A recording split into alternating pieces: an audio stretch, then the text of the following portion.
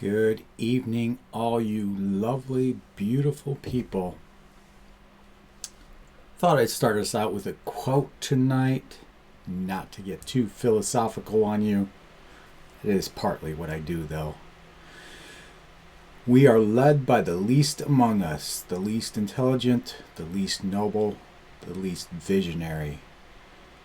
We are led by the least among us, and we do not fight back against the dehumanizing values that are handed down to us as control icons.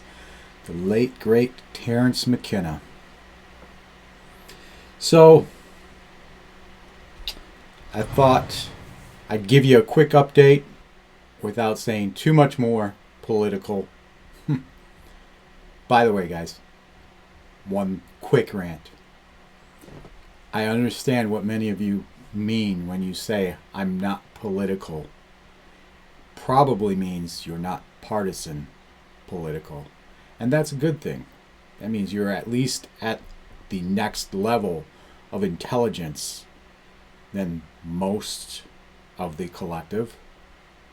But really, there is no such thing as apolitical. Everything we do has political recourse and ramifications.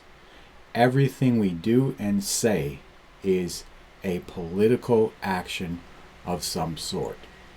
It impacts and affects the collective in some way, shape, or form, no matter how insignificant. So, this is our Bitcoin chart. And guys, I'm going to jump right in here. We maintained our level of support. If you'll remember on the last video, we were all the way down almost to 34,000 at the time I made the video. And I wanted to bring to you a couple of strategies for exit if you were looking to go into something more stable, such as stable coins. And so I talked about the idea that we needed to wait for A, confirmation, or B, once you have confirmation, you needed to wait for price action to come back and test the underside of our support, which would be resistance at that point. All right? We didn't have to do that because shortly after I made that video, the bulls came in full force and took us straight above our black line of support, where we have remained and are bouncing higher, pressing against some resistance here in this area of confluence. As well, you can see on our RSI, we are into resistance. Will we break that this weekend? I don't know. I would say the greatest probability would be for us to come back down and retest our support at 37,500, or possibly lower, come back down and test once again our line in the sand, just a little bit lower, around 37,250, 37,100, depending on how you draw the line, where we end up, etc., etc. That is probably the greatest probability, but it doesn't have to play out that way, as you know. So, I have talked about in the past, several different occasions, this pattern that seems to be unfolding, where we have a double bottom or a nice W pattern. All right. If this pattern plays out as it's looking like it will, I keep looking at the wrong camera. I've got two cameras here. Got to look at that one.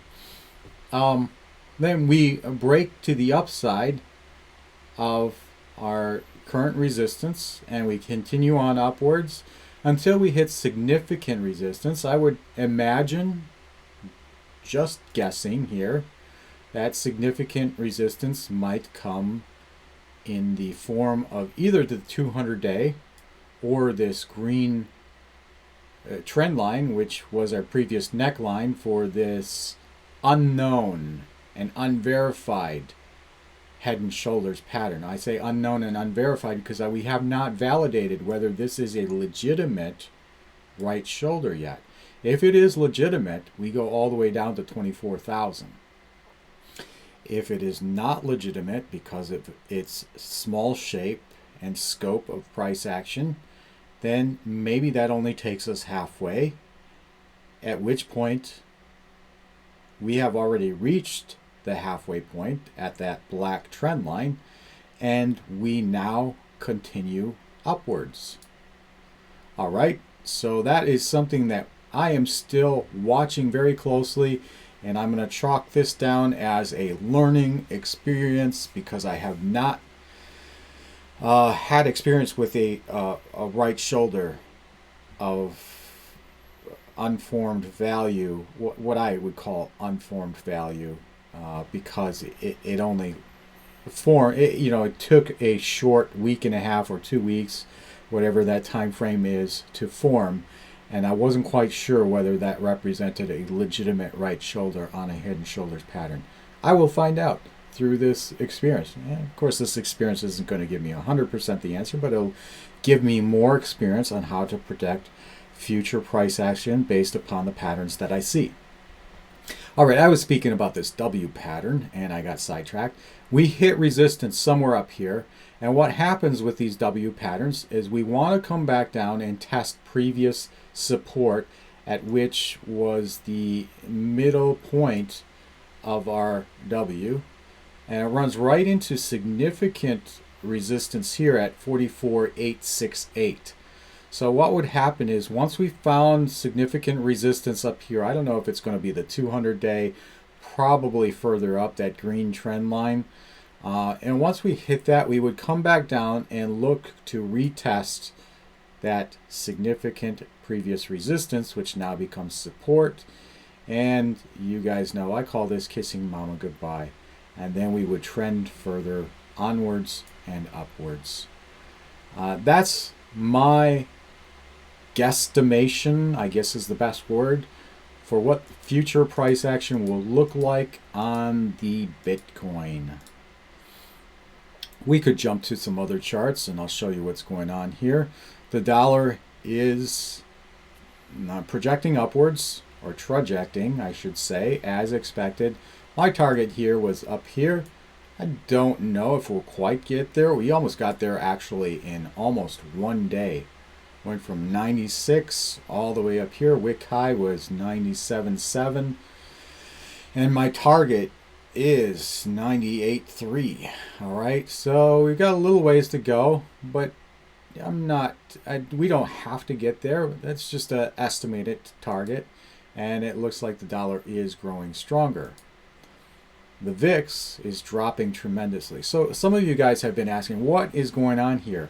We had all of this anticipation of war, and then once it was verified, the VIX dropped like crazy, the fear index, and all of our indexes skyrocketed along with Bitcoin.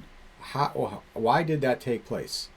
Well, the analogy I like to use to explain to people what is actually going on a psychological level is think about if you have a big appointment at the dentist. Maybe you're getting your wisdom teeth extracted, maybe you have a root canal going on or some major fillings. Something's going on and you have to make an appointment with the dentist.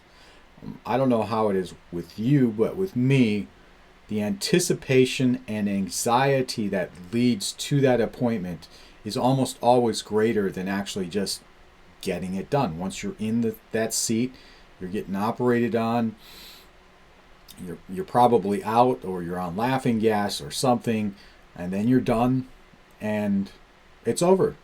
And then you just deal with what you have to deal with. Well, that's kind of the same psychology that takes place in the market. The anticipation of war and the uncertainty of not knowing what was about to take place continued to build and build and build. And then once it was confirmed that Putin was going to invade Ukraine, that anticipation no longer existed. Anxiety stopped building. there was a big release of emotions as the market finally could confirm, finally could know what the future event or what the future would look more like. And I'm not saying that the VIX is not going to spike again. It could. We have a situation, another big geopolitical event, very ugly, very insane and chaotic what is going on, where China may invade Taiwan. If something like that happens, yeah, big spike again, and big drop on all of our indexes as well as crypto. That very well could take place. But on a psychological level, this is what happened. And as soon as that VIX started dropping, of course the indexes rose. Dow is currently hitting its head right on resistance. Will we conquer that next week? Remains to be seen. SPY has conquered resistance. Will we confirm it next week? Remains to be seen. Same with NASDAQ, right there, right on that line. QQQ, same thing. All right. And so, along with that, the total, which looks very much like the Bitcoin chart, is up and into resistance. Will we conquer that or will we not? It remains to be seen. All of this is, of course, pending current geopolitical situations and future geopolitical situations. So when we saw this, after I made my video on Thursday, I guess that was, and I said, look guys, we're down here, these are your exit strategies. It looks like the bears are going to take, I was feeling like the bears had it at the moment. As soon as I published that video, the bulls started buying into this market and took us all the way right back above this black line. All right, so very volatile situation, and that's when the market had confirmed that Putin was invading Ukraine. All of this, of course, has to be on our watch list if we're going to be of any value trading this market. These are the big situations that lead the market in mostly uncertainty, or as things pan out and we see what the future might look more like, maybe it relieves a little bit more stress and anxiety and we continue higher. I know there has been talk about, there is talk about sanctioning Russia, and some countries have made action towards that effort. And then there's also the other side of this. Russia can just use crypto to skirt those sanctions, and that is true, and that would bode well for cryptocurrency. So there's a lot of variables that we throw into these equations here to determine what future price action will look like, and we just have to keep our eye on all of these factors and weigh them into our decisions as we go forward in this market.